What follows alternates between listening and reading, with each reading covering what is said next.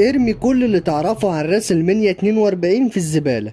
رسميا الماتش اللي كنا مستنيينه بين كودي رودز ورومان رينز اتلغى. ايوه زي ما بقولك كده، الحلم باظ والسيناريو اتقطع. اهلا بيكم يا وحوش راس الاسلام. الخبر ده تقريبا نزل من امبارح، والخبر ده عمل زلزال في عالم المصارعة ومحدش مصدق اللي بيحصل. الماتش اللي كان مفروض يكسر الدنيا وينهي الصراع التاريخي بين الامريكان نايت مير والترايبال شيف ما بقاش موجود على الورق. طب ايه اللي حصل في الكواليس؟ هل في اصابة ولا ده قرار مفاجئ من تريبل اتش؟ في الفيديو ده هقول لكم كل التفاصيل اللي خلت الدبليو دبليو اي تاخد القرار ده في التوقيت ده بالذات، فركزوا معايا في كل كلمة. فلايك وسبسكرايب على السريع، ويلا بينا نشوف ايه اللي حصل بالظبط.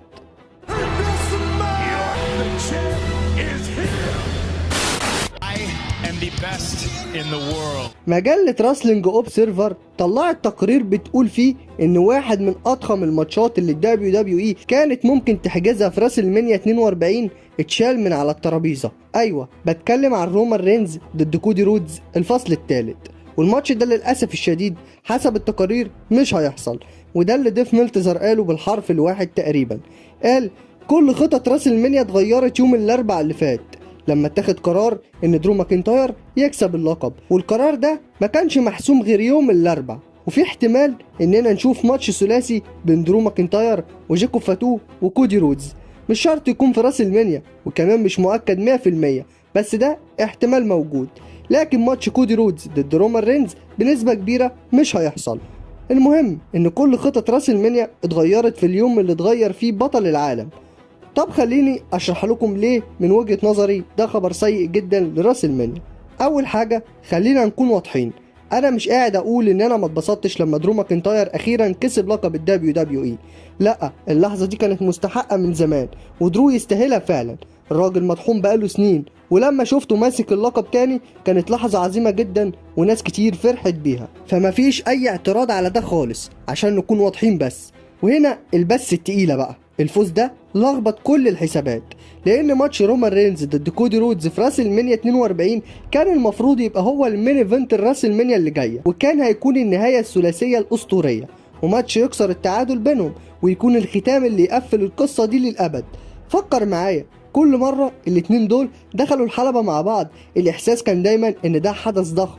راسلمانيا 39 شفنا كلاسيكيه روعه في الماتش ده، راسلمانيا 40 شفنا واحدة من أعظم لحظات المصارعة في التاريخ. فدي ما كانتش ماتشات عادية، دي كانت لحظات بتتكتب في التاريخ، ماتشات الناس هتتكلم عنها بعد 20 و30 سنة. ودلوقتي ممكن ما نشوفش المعركة الثالثة والأخيرة، الماتش اللي يحدد بشكل نهائي مين الأفضل، مين فعلا الجود بتاع الجيل ده بين اتنين من أفضل نجوم الشركة في الوقت الحالي. ومن وجهة نظري دي ضربة قوية جدا. بصراحة أنا كنت عايز الماتش ده يحصل، وأعتقد إن جزء كبير جدا من الجماهير كان نفسه يشوفه، بس أنا كنت عاوزه لو حصل يحصل بتبديل بين الشخصيات، يعني كودي رودز هو اللي يبقى هيل ورومان رينز يبقى هو اللي فيس، وساعتها ده كان هيكون الختام الطبيعي لواحدة من أحسن العداوات اللي الدبليو دبليو إي بنتها في آخر 5 سنين. ودلوقتي كأن القصة اختفت فجأة. ممكن نشوف الماتش بعدين، مين عارف، بس مفيش توقيت أنسب من دلوقتي، خصوصا إن سيس رولينز مصاب وزاروك مش متاح، وممكن يصارع في راسلمانيا 43 مش 42. يعني ببساطة ده كان وقت الماتش المناسب. طيب السؤال المهم، ليه الدبليو دبليو اي ما تعملش ماتش بالحجم ده؟ من رأيي أنا فاهم ليه الدبليو دبليو اي فرملت الموضوع شوية، والسبب الأساسي هو إن رومان رينز بقى بار تايمر تقيل، مش موجود كل أسبوع، مش بيسافر ويطحن نفسه زي زمان. فلو رجعت تحط لقب الدبليو دبليو اي على رومان من تاني ممكن يطلع بيه مرة كل كام شهر، وده شكل وحش جدا للقب العالم. غير كده الناس هتبطل تتابع لأن البطل نفسه مش موجود. فواضح جدا ان الدبليو دبليو اي فكرت وقالت يمكن مش احسن فكرة اننا نحط اهم لقب عندنا على واحد ما بيظهرش اصلا. ومن الناحية التجارية أنا فاهم ده، بس أنا مش بحب الجانب ده، بس فاهمه. بس ده ما يغيرش الحقيقة الأساسية، إننا خسرنا ماتش كان ممكن يبقى أكبر ماتش في راسلمانيا 42، والموضوع مش واقف على رومان وكودي بس. دلوقتي درو بقى بطل، فخطط رومان رينز بقت ضايعة، وكودي ملوش خصم واضح في راسلمانيا لحد دلوقتي.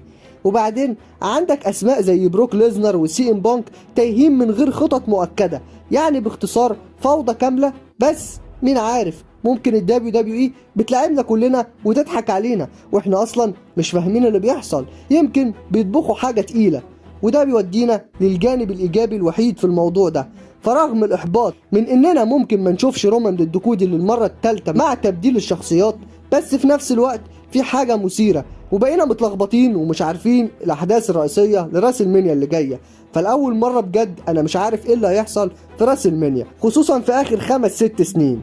فهل هنشوف كودي ضد درو تاني، ولا ماتش ثلاثي بين كودي رودز وجيكو فاتو ودرو ماكنتاير؟ ورومان هيواجه مين؟ وبانك رايح على فين؟ مش عارف. وبصراحه ده مخليني متحمس اكتر. حرفيا الدبليو دبليو اي خطفت انتباهي في الحته ديت، رموا السكريبت في الزباله واحنا كلنا راكبين الرحله وخلاص. خساره ماتش زي رومان ضد كودي بيكون خبر وحش وضربه كبيره جدا لراس المنيا 42 من الناحيه التجاريه والبيزنس اكتر من الناحيه اللي فيها مصارعه. بس يمكن الدبليو دبليو اي مخبيه حاجه احسن. فعموما هنعرف كل حاجه قريب جدا، خصوصا مع اقتراب الرويال رامبل. بعد كده بنروح لخبر ال نايت. الاسبوع اللي فات طلعت تقارير بتقول ان ال نايت مسافر المانيا عشان يظهر في عرض الرو، وانا لما شفت الكلام ده اتحمست جدا لاني بحب ال نايت جدا ونفسي ياخد حقه شويه. بس عرض الرو خلص ومفيش ال نايت، لا رجع ولا حاجه.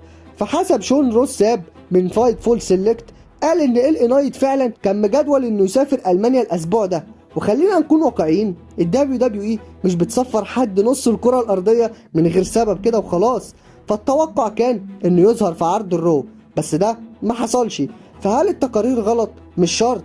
ممكن الدبليو دبليو اي غيرت رايها في اخر لحظه، او ممكن مأجلين عودته لحاجه اكبر. بس في كل الاحوال احباط.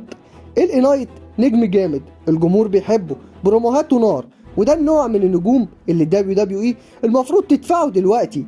انا شخصيا كنت متخيله يدخل فجأة وينزل ضرب في الفيجن في وسط مثلا ما برون بريكر يحط على ادم بيرس. بس توقعي الشخصي بخصوص ال نايت ممكن الدبليو دبليو اي تكون مأجلة عودته للرويال رامبل. فكر فيها كده، الرامبل بعد اسبوعين، حدث ضخم والناس بتحب الرجوع المفاجئ هناك.